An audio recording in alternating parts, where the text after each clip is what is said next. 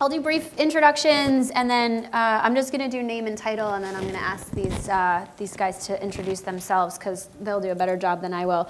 But my name is Joanna Foyle. I run the client services, cross-platform client services division at what used to be Adapt TV and what apparently used to be AOL and is now Verizon as of a very long several hours ago. So I'd love if you, so to my left is Rob Green, who's VP of Streaming, Digital, and Programmatic at Wide Orbit. The man in the middle of the two other men is Joey Trotz, who's VP of Data and Monetization Tech Strategy at Turner, and David Avalon, who's VP and Digital Director at Heineken, at MediaVest, and works on the Heineken account. So I'll ask each of them to do introductions, but generally the conversation today is going to be about the monetization of video and technology, the advertising of it, and as well a particular focus around those programmatic strategies you guys have probably been hearing a bunch about. Hopefully we'll start off with some basic definitions and then get into a bit more detail. If folks have questions, feel free to ask. We want you guys to stay awake. We want this to be relevant. If you have no idea what we're talking about, please stop us and feel free to ask some questions on your own. We want to keep this engaging.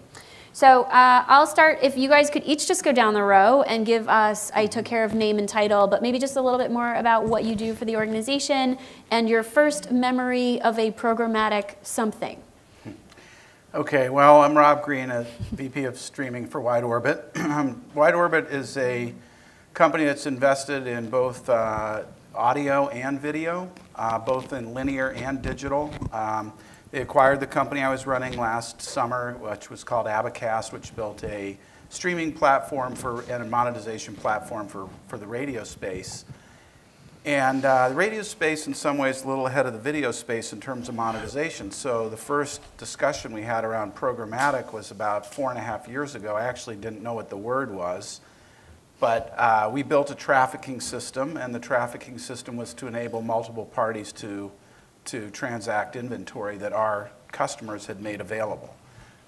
So, you know, the ad space, I call it a super sophisticated cottage business in some ways, and it took me a while to figure out what was going on in the space. But here we are. So Wide Orbit acquired the company. They also acquired a programmatic company called AdMeta, and there's a couple other companies they've acquired as well, and we're on our way to building a programmatic solution for both digital and linear. Great. And I'm Joey Trotz. Thanks for the introduction, Joanna. I work at Turner Broadcasting, which I assume most folks know. CNN, TNT, TBS, Cartoon Network are probably our most well-known television networks. We also operate the websites for a number of major sporting leagues. So NCAA, we carry all the March Madness digital content. We also operate the websites for the NBA, PGA of America, and a few others. In my role at Turner, I lead kind of the forward-looking efforts around monetizing all of that content. Historically, I've been focused more on the digital side, but we're getting closer and closer to an inflection point where the linear television side of the business looks a lot more like the digital side. So we have worlds colliding, cats and dogs sleeping together, to quote a great movie. And that's kind of what my day-to-day is all about, is trying to see how we bridge that gap and make Turner a true viable entity as we head into this century. You must have a good programmatic memory story. Oh, my programmatic memory story. So I kind of had, well, I have two. So the first is I remember meeting with Michael Rubenstein when he was at DoubleClick prior to them being acquired by Google, when their programmatic exchange was still a code word project, Project Wolf, and pitching it to, because I thought it was a fabulous idea. This was probably 2007, I would say, and pitching it to some of our senior sales folks who really didn't quite get it. There was a lot of reticence back in those days around eroding the value of the brands that we'd invested billions in. what? They're just going to buy on the basis of the data that somebody knows about a user and not the fact that they're, visiting, watching a March Madness game or watching, Anderson Cooper. Took a few years to change that mentality. And then my personal sort of first programmatic experience was probably when I was retargeted after leaving a really nice piece of camera equipment in my shopping cart on Amazon or B&H or something, because I was a photographer in a past life, a photojournalist for about 15 years, so I still have that addiction. So they found me on my browser, thanks to cookies. Scary business. David? So thank you, Joanna. David Avalon at MediaVest. So currently MediaVest, for those of you who don't know, from the agency side of things, MediaVest is a media-specific ad agency that focuses on a couple of clients that we have, most namely the folks such as Coke, Wendy's, Post, and Aflac. And what I've been tasked with running is the digital practice on behalf of Heineken USA, right? So Heineken USA is very much a premier brand within the alt bev space, and they're very much interested in programmatic and what it means in terms of really understanding more about our audience, so that we're not just targeting males 21 to 34, let's say, right? So we know that that's not how audiences think of themselves, especially to others, and really want to go after things that map and mirror their behavior. So from the buy side, as it relates to this discussion, we're always trying to figure out how to get smarter with data, with the different platforms and technologies that we have at our disposal. Heineken has a plethora of brands, not just the master brand, which is well known for its green bottle, Heineken Light, but a lot of Mexican brands as well, such as Dos Equis and Tecate, which has definitely seen some really fantastic growth. So it's very interesting because you have to think about how to really help develop a strategy that's not always necessarily a portfolio aspect when it needs to be, but also really cater to each of these specific brands. And our clients have specific goals that they have to meet, and specific brand managers. So it's been a very interesting take in working with them in this space, which is very new for them. Programmatic doesn't make it into the boardrooms or when you're talking about KPIs. It's just the means to an end, right? So that's kind of where we're trying to help educate the clients and how to do this. So that's just a little bit about MediaVest and what I do and who I'm doing it for. The interesting question about how far I can think about programmatic. So from the professional side of things, really spent a lot of time, in the AdWords interface on paid search back in the day before programmatic was even a word, right? So if you think about from the buyer side, that was essentially programmatic. It was an auction, right? An auction, exactly. Right. So that was the auction piece, and it was this bidding, this bidder essentially. You're right. But I think the fun, I don't know, it's probably out of context, but I would say the first programmatic anything, it was more of a marketplace out in the playgrounds of first grade when we were trading lunches. So basically, we had it down. We actually had a card. We had it down to science. We would say, 2 of these cookies would get you a peanut butter and jelly sandwich. And so, there was definitely room to set the floor, and then there was opportunities to really grow from that and say, well, this is really hot right now. I'll give you 3 cookies for that. So, it's interesting of how people, when they want certain things and there's no marketplace for them, will establish a marketplace, right? And so then you start getting into things where, I don't know of everyone's particular, background, but monetization starts to become something that's important to help sustain your businesses, whatever it is that you're doing, and how that can plug in. But anyways, I thought that was an interesting question that you had for us. So. Yeah, no, it's great. Thank you for sharing that. So I think we should dig into some of these words, because I don't, how many people I'm just curious, like folks in the audience, programmatic, like genius level programmatic knowledge, raise your hands. Ah, look at you, fancy people. Awesome. Okay. There's like 3, so that's fantastic. We planted them earlier. Like middle of the road, kind of have some idea but want to learn more. Okay, more. And then like, what are you talking about? Okay, a couple of those too. Good. Okay, that's a good range. Thank you for confessing, all of you. So I think we should dig into this a little bit because there's programmatic video, advertising goes premium. There's a lot meant to be going on in this discussion, and we have a little time. So let's leave the premium side alone for a second, and let's just talk about the programmatic video side of it. So programmatic strategies, as you just heard David talking about, originated really in search and then evolved into the display space, meaning like banners and buttons. But it's making its way into the video space, but I think under some pretty different elements or dynamics in the space than were true for search or display. So I'd love for each of you to just talk briefly about like how your organization is defining programmatic video, not just programmatic, because I think a lot of us have resolved around it being an automated transaction and being able to buy and sell media in a more automated fashion. But I'm curious about how that applies to video and how your organization's defining it and just how you guys are seeing that having evolved from the search and display space, what some of those core attributes are that make it different. Well, we're not in the display space, but I think the primary difference from what I've seen and who I've talked to, for wide orbit, programmatic is really about premium inventory.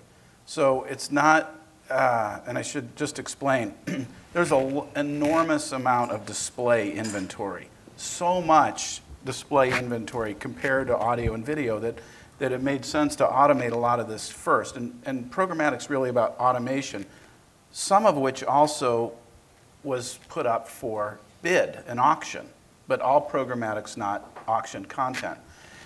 And for what we've seen, whether it's audio or video in wide orbit, there's a certain amount of inventory that is not sold by traditional media companies, especially on the digital side. In fact, a lot of the digital sales are pretty small for these sales organizations, so they really need another tool. What they don't want to have is a scenario where we introduce programmatic and we drive down the prices that their own sales team is already trying to command. So from us, it's about a way of supplementing content owners' existing sales channel without cannibalizing any of the pricing that they are trying to command. Mm-hmm. So I think that's a really important point, the notion of sales channel conflict and how do you manage that successfully, particularly if on the sell side or a vendor that's meaning to cater to the sell side. That's certainly an issue for us. Joey can speak to that. For sure. I mean, the first thing I want to say, though, is programmatic is not a strategy. It's a technique. It's a tactic. Mm-hmm. Programmatic, fundamentally, they are pipes, right, that let transactions occur. And so they can be bidded, they can be fixed prices, but the idea is fundamentally to reduce friction, right? And all of our businesses, right, whether you're on the agency side, on the sell side, you're a vendor in the middle, we're all trying to reduce the friction around digital, right? Digital is supposed to be easy. Digital is supposed to be measurable. Digital is supposed to have all this promise, but the average digital transaction takes something like 30 times the amount of effort that a traditional linear television deal takes, right? Billions of dollars can be placed by a television buyer by picking up a phone and calling somebody at a 3-letter network. To do that same thing in digital would take, 100 RFPs, several hundred ops people, a great deal of overhead. And so programmatic's promise is to reduce all that strain, if you will. Mm-hmm. We see programmatic video specifically as a way to reduce that overhead against our most valuable content, right? It's not television versus digital video, it's just video at this point. And we're trying to take all the sort of roadblocks and impediments out and make it easy to transact. And so we're trying to meet our clients in the middle and transact in the way that they need to keep their businesses cash flow positive and make it easy for them to get in front of the kind of consumers that we aggregate. Yep. So to be clear, we're talking about taking a transaction that used to happen over insertion orders and fax machines and various disparate advertising technology systems, and hopefully just have technology that talks to each other. David, my guess is you have some experience with the fax machine. Maybe not personally, but No, definitely. I would say that, you know, when we're sending faxes, we were sending faxes at the time to do insertion orders that, you know, the other end was definitely like jumping for joy.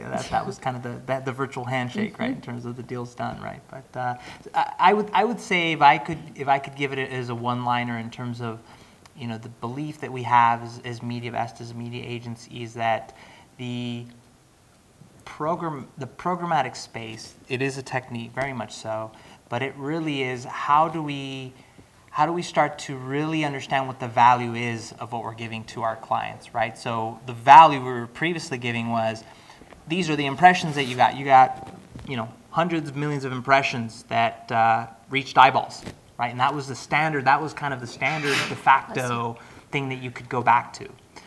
Nowadays, it becomes more complicated because you want to be able to understand, you know, how many of those people did you reach with video, with banner display media, on a mobile device, you know, whether it's a smartphone or tablet. So it's been the way that we as human beings are accessing media and consuming media through the technologies has caused for a lot of this fragmentation, right? So I would say that it's the ecosystem that's really complicating a lot of this, and really the promise of programmatic is to help simplify and streamline all of that. And to stitch it back together too, right? I think that's one of the biggest challenges, right? Think about your own lives throughout the day. You probably, the first thing you do after shutting off the alarm is to pick up your phone and look at some website. You move to your desktop during the middle of the day. You move to your tablet as you're watching primetime TV at night, and maybe check your phone again before you go to bed.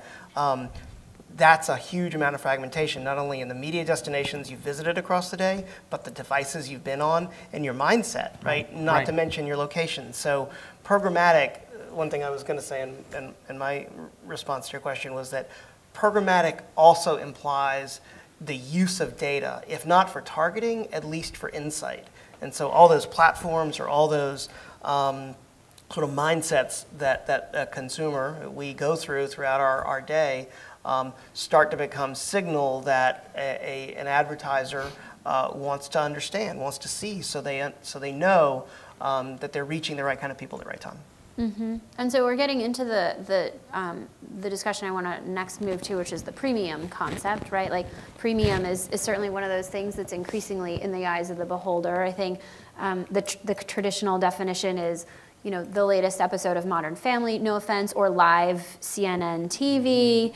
But I think increasingly, you know, advertisers are getting pretty creative about how to apply data into an otherwise not as valuable impression or view to them, and turning that into something that is truly premium to them. So I'm just curious, and maybe David, you can start. I'm curious about, you know, when you guys talk about premium, and then when we talk in here about, you know, programmatic advertising, video advertising going premium, Sure. Are we talking about the content? Are we talking about data overlays? Are we talking about how expensive it is? Like, how do you guys unpack that a little? Yeah, definitely. And at least, you know, if you think of it from the, you know, the digital media side of things, I will say, I couldn't count how many times in the last week with, you know, the various events happening in the city, the word the word premium has come up.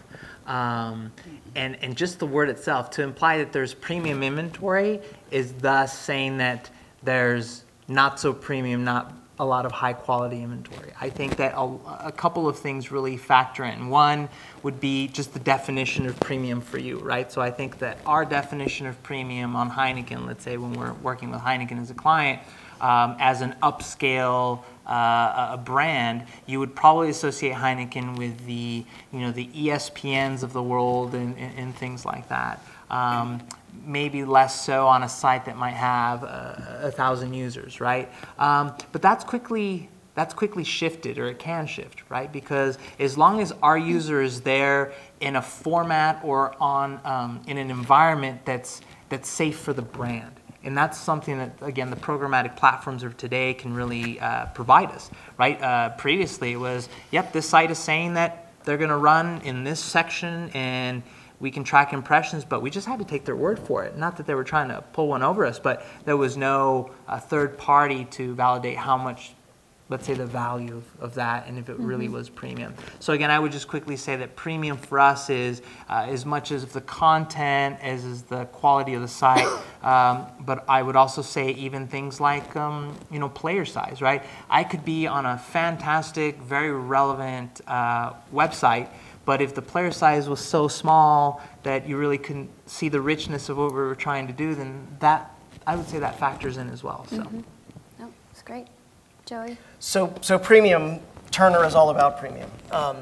We invest, I used the billion word before, we invest billions in creating that content. I think a metric I heard one of our C-level execs use recently was that we generate something like 15,000 hours of premium content a year. That means highly produced, right, broadcast quality television across all of our disparate networks. And so to us, premium is the content, it's the production quality, it's the stickiness, frankly, right, of how it attracts a user, and it's the brand halo that is generated for our buying partners, right? There's a difference between, to David's comment, between being on, your nephew's NFL blog that he keeps on the Falcons versus ESPN, right? You may reach the same user there, but it's not quite the same experience. And an interesting thing from the Turner perspective, we for a long time, like I said, we started to look at programmatic in the very, very early days of it, but didn't dive in until much more recently because we frankly saw that the market was much more about direct response, kind of lower end advertising. It wasn't your Fortune 50. It wasn't even your Fortune 100 or 500. It was lower end advertisers predominantly, very driven by performance metrics and not trying to increase brand awareness, kind of the traditional sort of lift that advertising on television is often associated with. And so what we've seen, though, over like the last 24 months is the major buyers, right, the Heinekens of the world, the big holding companies that own all these agencies, have now started to show their clients this is a safe place to be, and this is an effective place to be, more importantly, to actually build your brands. And so they've sort of linked arms and come to companies like Turner and said, we really want to transact with you this way, right? It's not just about our business trying to ship more widgets. It's about trying to build the lifestyle sense of a brand like a Heineken. So that's what we think about when we talk about premium. And the other thing, because this will set up something I talk about later, right? Premium is quality, and it does not suffer the problems that sort of the long tail of the internet does in terms of fraud, in terms of viewability, right? That's a real problem for this industry, where there are folks trying to pull one over on publishers and buyers alike, and the Turners of the world are a clean, well-lit place for advertising to live, where that stuff is not a problem. Yeah, full stop. Well, for Wide Orbit, we're in a little different. We have a little different perspective. We're not an agency. We're not a content company. Our traffic systems, though, are in 80% of the TV stations, a huge percent of the radio stations. We're on the digital side. We have thousands of radio stations that use our product, for example. And so we can kind of see what's happening with inventory because we can see what customers do with it, and we can see what a third party might do with it. And I really think that this is the first year we're kind of in a tipping point where agencies are really looking at digital media as a premium buy. It's hard to overstate this. There's an enormous number of pieces that have to be in there before it becomes really premium inventory. You've got to have totally reliable reporting. You have to have the ability to traffic every piece of inventory. You've got to be able to manage all the payments. And without any of that, or if you're missing one of those pieces, you really don't have a premium story, unless it's just sold by the content owner themselves. And so the combination of audiences moving, of the tools becoming available, and of budgets finally starting to focus on digital is creating a premium environment for streaming. You know, one thing I would add too, because I know that we were making the rounds here, is that premium, you know, you're going to associate some kind of increased cost to it, right? And I think that a lot of these, at least as a buyer, I'm starting to learn that a lot of these things that you're laying down, the technology, all of that just to make that premium offering available at, you know, our fingertips is where some of that cost or the opportunity to have access to it, if you will, goes. Both of you said the key point earlier. There's a lot of friction in digital. You got to pay this guy, that person, and then you finally get to, and you don't have that in the linear space. And so, the programmatic in a lot of ways is kind of a forcing function to reduce some of that friction. It's really important because until the money flow is equal to what it is in linear, you're still going to have this slow trend towards monetizing streaming. It really has to be, on a cost basis, pretty similar to linear. It's not right now. So hopefully programmatic will help reduce some of that friction. Mm-hmm. I mean, we actually treat it as more premium than linear because there is the data aspect on top, mm-hmm. right? And it's directly addressable, and it's lean forward, right? Somebody's not sitting back on their couch, gosh only knows what they're doing. There's more positive indications of a user leaning in and interacting, right? So, mm-hmm. so that's another thing that we think drives the premium nature. And the other thing I didn't mention was scarcity, right? Mm-hmm. Scarcity's always driven the traditional linear market, right? There's only 24 hours in a day. There's only so many ad slots you can put in a linear television show. So that drives scarcity. Digital video is similar to that, right? It's not quite as, you know, the old Tostitos or Doritos ad, you know, we'll make more. It's a little harder in video, right? Because video consumption takes more time from a consumer basis, right? So you can't just shove more and more video down someone or down the consumer's computer screens or devices. So digital video is still a very, very scarce commodity. So it maintains a high price because of that. But you know, we'll get into this a little bit later. Even though there's not a lot that we don't sell directly, right? We have hundreds of salespeople around the country and around the world selling Turner properties. There's still always bits here and there that are not always sold, or unexpected supply, right? When, you know, during March Madness, when a game goes into triple overtime, that's unexpected supply. We try to predict how much of that's going to happen so we can take advantage of it ahead of time. But sometimes you don't know. It's a breaking news story, right? You have a, baby rescued from a well, or, you know, horrible things happening in Ferguson. Those are monetized, but it's hard to know that they're going to come. And so programmatic helps monetize that video that consumers are very, very interested in. Yep. No, it's a great point. And I think weather is another thing where they see major spikes that are potentially go unmonetized if they don't have some of these strategies and tactics in place.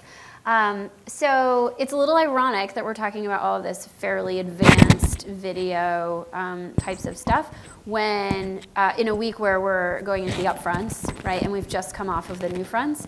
So all this is a little bit amusing in a way because a lot of what drove the need for the upfronts in terms of being able to address the scarcity and being able to basically house this competition of who's going to buy which inventory, how far in advance, for how many zillions of dollars that the upfronts were started in.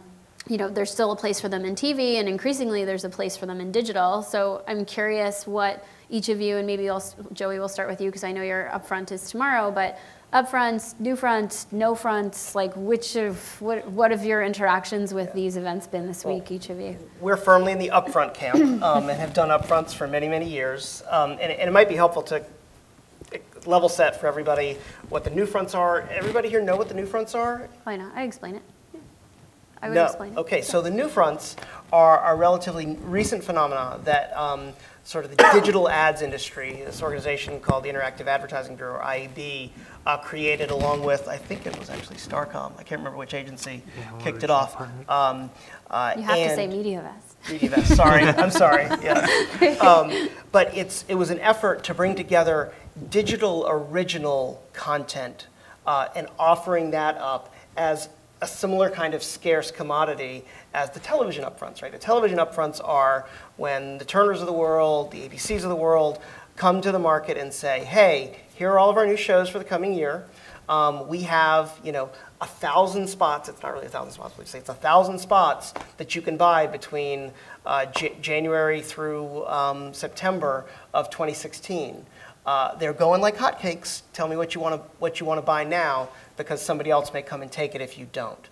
So there was that scarcity model there in linear. Digital, essentially, the NewFronts try to do the same thing for digital. So you had companies like Vivo, right, that does, aggregates music videos. You'd have some of these folks like Maker, right, that aggregate originals that individuals create, that they build up into bigger channels. And you had the Netflixes of the world, the AOLs of the world. Thank you. Right here. Offering up the Verizons of the world, offering up their content. So that's what the NewFronts are and were. And so those just finished up last week.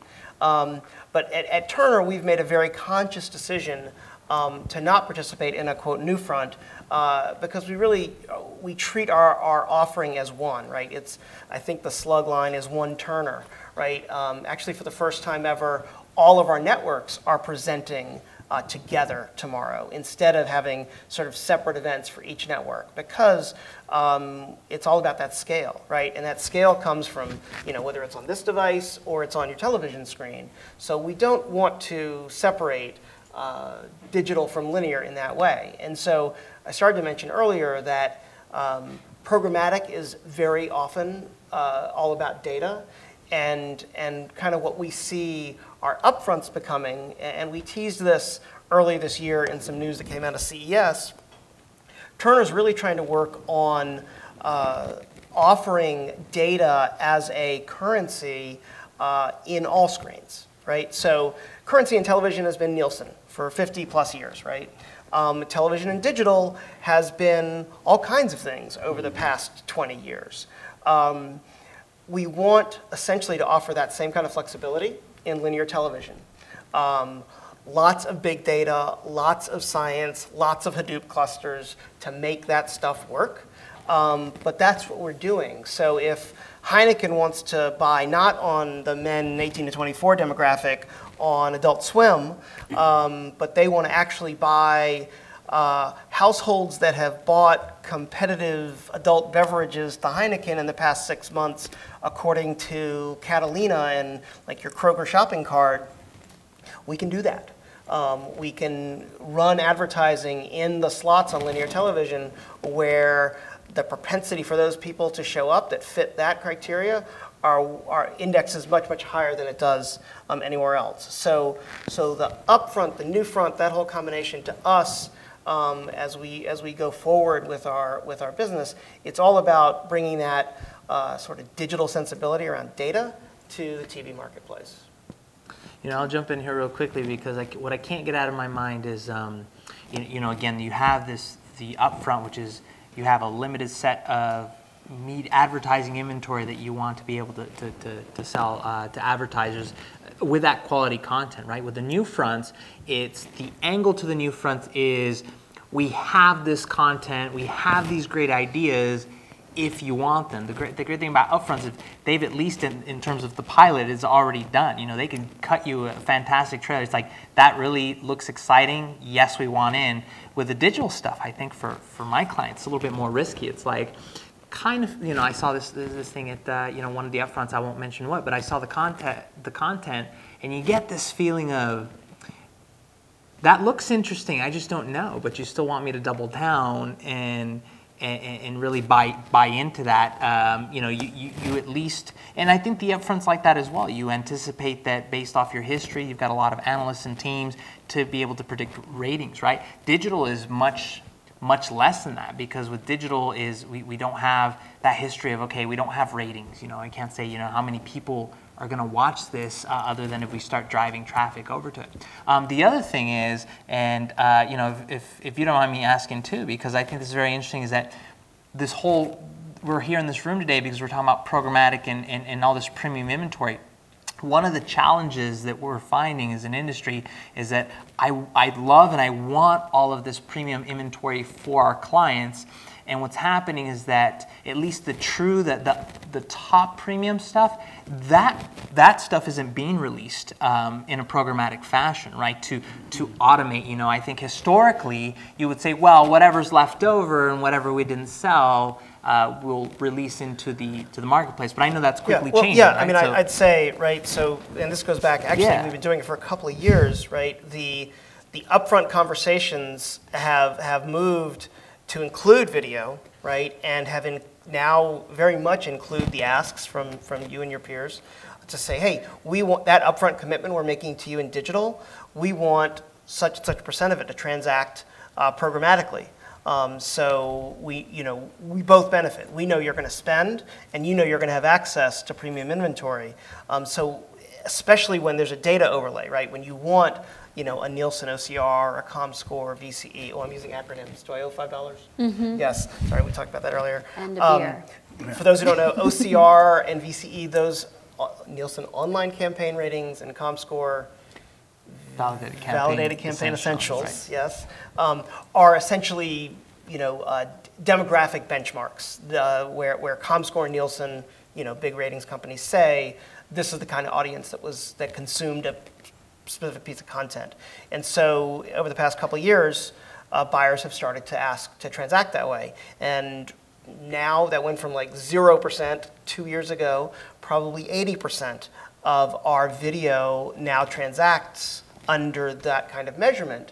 So the ideal way to transact those deals is programmatically. So it can kind of pick and choose and try to find the people that actually fit those demographics and avoid waste. Because if you show that video to me, and I am not 18 to 24, right? Everybody believes you, Joey. Sorry. Sorry. I am not 18 to 24. It's a wasted impression. I know. Right? Which is the way television works, right? Do we realize that, and this was kind of an eye-opener for me, having kind of grown up digitally, that if somebody buys the 18 to 24 demo on March Madness, anything we show to anybody that doesn't fit that demographic essentially is wasted money, right? We don't earn a cent for that. That is overhead, that is waste. Digital promises to fix that, predicting and knowing who we're actually serving that video to on every impression, and making every impression as valuable as it can be. So. Yeah. I'm curious, I want to talk a little bit, I mean, I imagine there might be a few folks in the room who are thinking like, okay, like maybe this all sounds interesting and great, and like if I could actually understand, what all these acronyms are.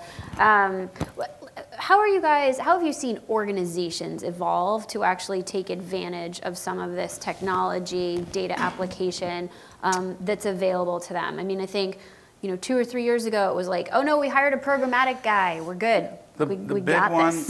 The big one is measurement. Mm-hmm. We've sort of touched on it, but what's happening that is going to make streaming more valuable with programmatic is that the companies like Nielsen, ComScore are creating combined packages that combine what happens with streaming along with linear. Right. And that's a game changer. And now, if you've been in streaming for a long time, you're thinking, we know who streams, right? We're not doing surveys or any of this other stuff. But the reality is, it has to be accepted currency by an agency. And until that measurement is accepted currency, the value is much less. So, I mentioned this earlier, these tools are coming together. Things like measurement, they're validated measurement and accepted measurement. That's the big game changer. And when that happens, you look at it, here's a shameless plug for Wide Orbit. So we're on the digital side and the linear side. The basis of what we do is we're a system of record across both of those applications. And that enables us to create an environment where a content owner can publish both streaming and linear, utilize tools like Programmatic, report reliably with validated third parties, and really start to generate real income out of the digital side. I have to agree. I think I think you laid it out really nicely, because what will eventually happen is that unless you have a platform like yourself where you can able to bring both together, and I don't have to work with something that connects to a supplier on the TV side and the digital side, and then expect to, if I mash it up and say, okay, give me that magic number that I can go back to my clients with, they'll say, we couldn't tell you. Right. And so because they have no idea what happens on the linear side and on the digital side and vice versa. So. Right. And that aligns very well with our one Turner philosophy too, right? We're trying to stitch back together everything that's been kind of broken apart. But the other thing I'd say about organizationally, and any of you who come from larger organizations where streaming is a new part of the business, and you have traditional sales forces, programmatic is not sort of a panacea. It's not a magic wand that suddenly brings, fills your coffers full of money. There's still selling to be done. And the salespeople that are pitching your product to the agencies or anyone needs to be savvy about this area. They need to understand that it's more of a consultative sell. It is not just a handshake over a 3-martini lunch that sells that deal. It's about proving that value. And so Turner, right, long history of linear sales, we've had to really train our sales teams and really get sort of this sense of being digital natives, even though we are not a digital native company, as part of the lifeblood of all of our sellers. And we actually combined it all. We do not have linear sellers versus digital sellers. It is one and the same organizational structure, and it frankly works that way on the content side too. It might be worth pointing out, like typically, when somebody's selling their inventory, there's going to be a couple of different constituents, right? There's going to be whatever they sell directly themselves. There's going to be what they might sell through what are called ad networks, and these are companies that do third-party reselling on a national ad basis. And then there's going to be this piece where programmatic comes in. And this has already been, you've already seen this in display. But I think for a long time, near-term foreseeable future, the next 3, 4, 5 years, you're going to see a combination of those 3 selling methods come together to create a sold-out environment.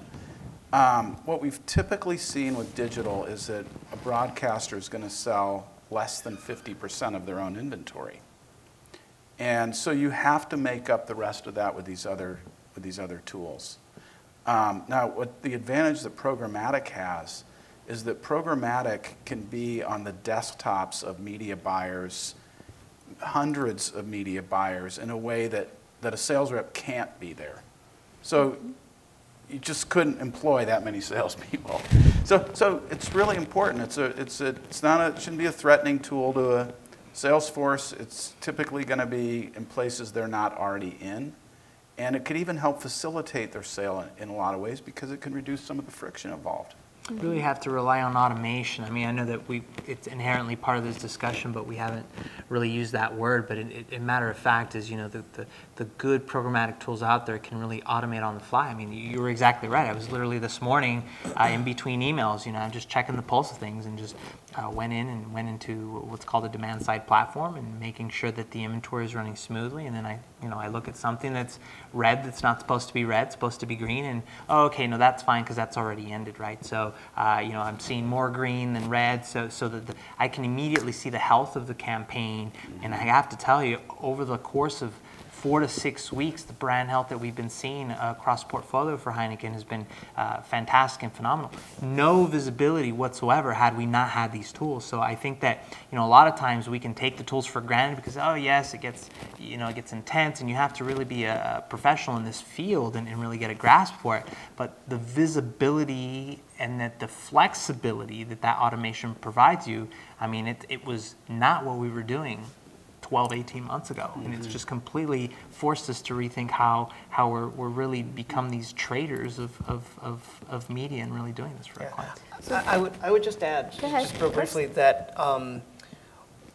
totally agree with you, but at the same time, we have seen as you know, trading desks, right, that aggregate demand from lots of different buyers, talk to us about creating private marketplaces to buy. What's a private marketplace? A private marketplace is a market where only invited participants gain access to the inventory, right? So kind of along the lines of an upfront model, we're not going to let everyone in. It's a little bit of a velvet rope, and there are certain prices, floors, agreements as to how the media is going to transact.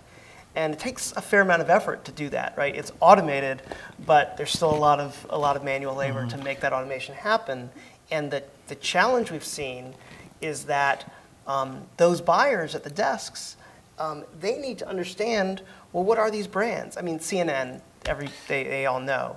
But do they know that specific show that's launching on TNT or TBS? Do they know that there's this great opportunity on True TV? Do they know that there's this thing on Headline News that looks like that thing they bought last week?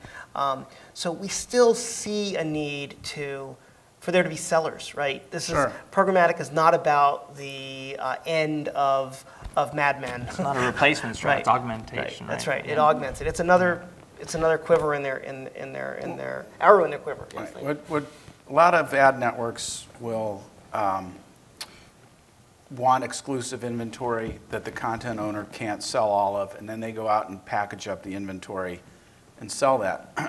What programmatic can do that's rather interesting is it can create actual arbitrage. And that's difficult to generate without a tool like arbitrage. And the reason it's important is because even if an ad network utilizes, first of all, just in general, you've got a whole bunch of additional ways of transacting that you didn't have before. But the other real key point is with arbitrage, that ad network is paying for it up front, right? They're essentially brokering it. That doesn't happen a lot without something like a programmatic tool in place. Yeah. But I would not say that the ad network arbitrage model or taking positions in media is synonymous with programmatic. We do programmatic, but we don't let anyone take positions. Right, in everybody's media. different. Yep. And everybody's got a different spin on this in terms of how they're utilizing it. It's still early. This is still very much evolving. This is kind of the tipping point here, in my opinion. So let's do one more question, and then this is your official warning, gang. I'm going to come to you for questions next. So we've talked You a don't get beer early if you don't ask questions. I know. It's yeah, I know, the beer. So we've talked about measurement. We've danced around the idea of metrics. I'm curious, I mean, for all of this effort around programmatic tactics and what we're deploying and using data, like I'm curious if it's working better, right? And like working better, I guess, I know has different definitions, and ultimately it's what the advertiser thinks, right? One of my favorite memories, and it was actually Heineken at a conference a very long time ago, a year I will not name, and it was the CMO, and we were deep in the digital space, and we have all these different metrics we use in the digital, like clicks and impressions and cost per whatevers and all these just innumerable things. And people were like, well, what's your metric? What's your KPI, your key performance indicator? Like, what's your KPI? And she was like, oh, that's easy. Sell more beer. And I was like, really? Oh, like that's what we're ultimately trying to do here, right? So I'm just curious, and maybe David, you can start since you're closest to the advertisers who are ultimately trying to achieve a thing with all of this stuff we're talking about. How are they, is it working better, and how are they defining that these days? You know, I will take that question in terms of the broadest way possible in terms of working better. In some ways it's working better because it helps become more effective. It's a tool where we had to have manual processes in place. So from an efficiency standpoint, as ways of working, it's gotten a little bit better. But there's still a learning curve. So one thing that I do want to dispel, to be candid, would be, you know, this is going to make everyone's lives easier, where it's actually, initially it's complicating because we're having to rethink and relearn. So think of any way that you've bought media in the past, and you have to, in many instances, unlearn that, right? And say, well, you know, I'm used to cutting deals and writing contracts and shaking hands, and you're going to come in and we're going to have a negotiation back and forth, and you're going to be a little heated in that discussion. Here, the marketplace settles its place out. So now I have to start thinking about numbers in terms of, okay, well, what are we bidding today? What are we bidding last week? And it's completely changed the way that we're buying. So again, the short of it is, has it made things better? It has made things better because the challenge that Heineken has come to us with as an agency is, help me gather everything together in one place on one platform. Forget about that it's programmatic and that we're pulling levers and that it's premium. I don't want to do 12 different deals with 12 different turners, and then when it's come to say, well, what did we do? I can grab all this and put it in an Excel sheet and say, here you go. But then I miss the richness of what was the combined impact of that. Mm-hmm. Because Turner, in all fairness, they care about how they stack up against the rest of the competition, frankly so. And I will look at them that way, but I also want to make sure the combined impact, had we not worked with Turner, this would have been the impact. Remove them from the equation, now you really start to see the value. That's actually something that we're working on, right? So we recognize that. We recognize that there's a few other Turner scale companies in the market that a Heineken is buying from. And so on the TV side, we frankly have talked about doing very sophisticated media mix modeling and being quite clear and upfront to say, well, you shouldn't buy that network of ours. You may be better off buying something else, because frankly, that's a service that the agency may not be getting from their own vendors or their own internal insights teams. So we're getting much less agnostic about that notion of how we work with our clients, right? We're really trying to be a service organization, right? It is not just about, well, we have media, there's only so much of it, you can have it if you want it, but you got to pay a lot. There's all these other elements to it that play into programmatic. They are built around data. They're built around the KPIs.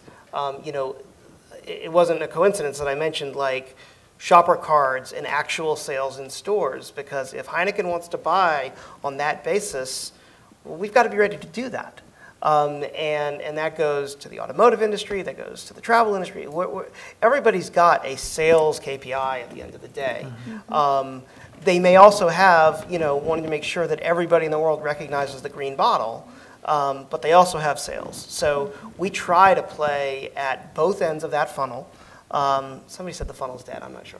But we try to play at both ends. Wait, the beer funnel or the beer funnel? Oh, that's very much still alive. Yes, college campuses worldwide. So let me just add, we're in the first inning, maybe, but I think in a year, this is going to snowball, and for a lot of the reasons we talked about today, it's just, and programmatic is going to be, it is a super important tool to ultimately monetizing digital media, and that's kind of the last piece of the puzzle, right? We've all been through codecs and formats and players and all this other stuff like that, and that's really cool stuff, but the last piece is the money piece, and that's where we're at. So this is kind of the cutting edge, exciting piece of what's happening around video right now. You all look riveted. Okay, does anybody have a question? One brave soul to prevent people from getting a drink. Yeah, one of our experts. So my name's Aaron Carl with UL. Hey, Aaron. So we're in a traditional OVP that made a recent acquisition. What's an OVP? Online video platform. So Thank you. Sorry, I thought everybody was experts. So we're making kind of a transformation to being a straight software SaaS tech company to a full soup to nuts offering and really delving into the ad tech space. And this is from an internal and external point of view is the question I'm going to ask. Great example this morning, had a meeting with a client prospect that looked at programmatic one way when there's a whole other world that they're kind of missing. So my question is to the panel, an example from an internal buy-in and an external perspective. What challenges and successes are you seeing from educating your partners and your coworkers? It's early.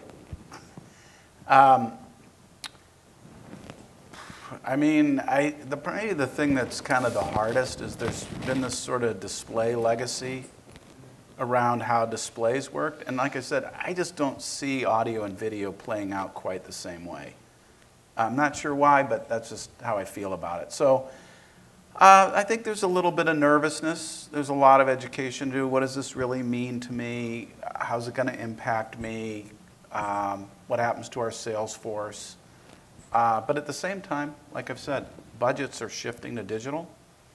And so we're not at the I'll wait a year before I think about it. We're at the okay, what are we going to do now stage. Was it a publisher, the client, or agency? Okay, just that might So help frame the it a little question bit. was, what's sort of the internal and external perception and challenges to adopting programmatic? Yeah, I mean, what are some of the successes you're seeing and what are some of the challenges? Right, successes and challenges in programmatic. Yeah.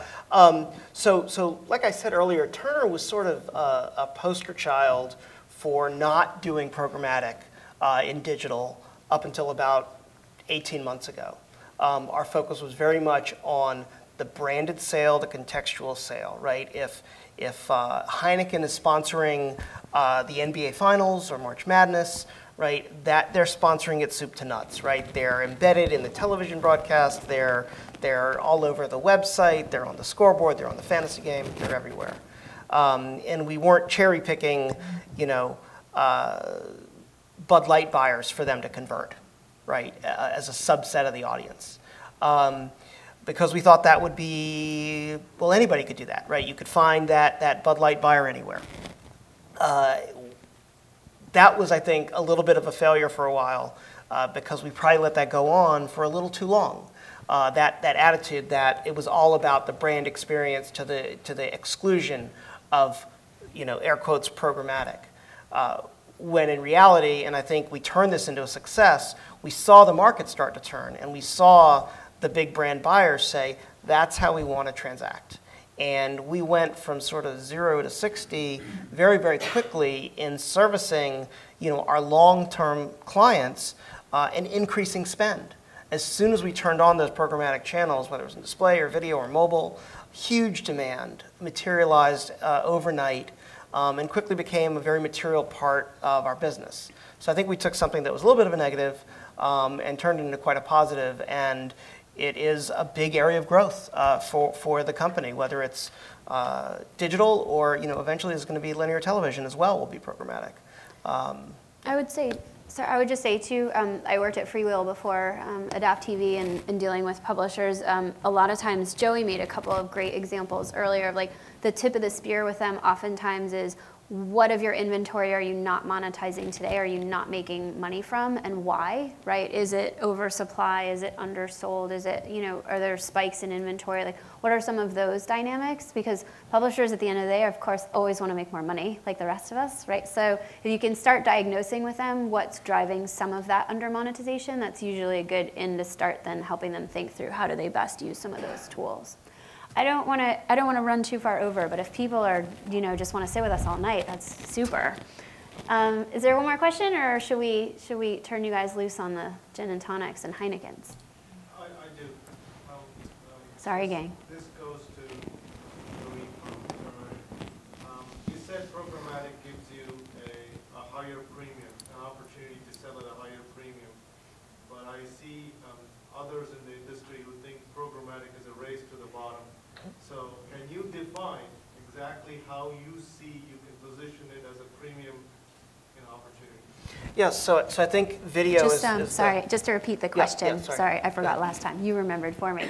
So the question was to Joey and just wondering about his comment about being able to sell programmatic inventory at a premium, but how do we reconcile that with, not to start answering the question, but some of the legacy display issues of where RTB or real-time bidding actually stands for a race to the bottom, and what are some specific examples of how they mitigate that cost erosion on CPMs? So yeah, and I think video is the prime example of where it is not a race to the bottom, right? So we're transacting just the way we would in a linear upfront, but executing it programmatically. It is it is much more about automation than it is about price elasticity, right?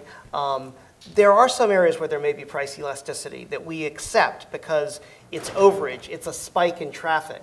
But due to the premium nature and the scarcity of really premium video content, broadcast quality video content, we can still extract premium pricing for it.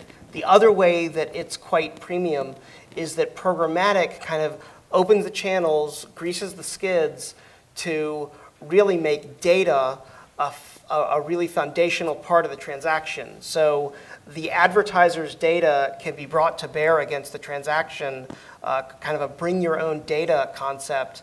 Well, you can't really do that in a direct deal where it's been booked way ahead of time and you don't know the exact audience you're going to get from impression to impression to impression. Programmatic lets that happen, and we could charge a lot for that. And the advertiser's willing to pay a lot for that because they know there's a return on the investment. Right. Wide Orbit had a customer that placed a linear television programmatic ad for the Super Bowl this year. And that was kind of cool. That was the first one, but that for sure wasn't a remnant. Yeah, saw the press. A remnant ad. Yeah. Very much premium, and your ability to do that, that was Yeah. where we're headed. So, great example for that. Exactly. All right, I'm going to call it. Okay. Thank you so much. I just said Thanks. first, just thanks so much to the panelists for taking the time, and thank you to all of you for attending, for your questions. Thanks.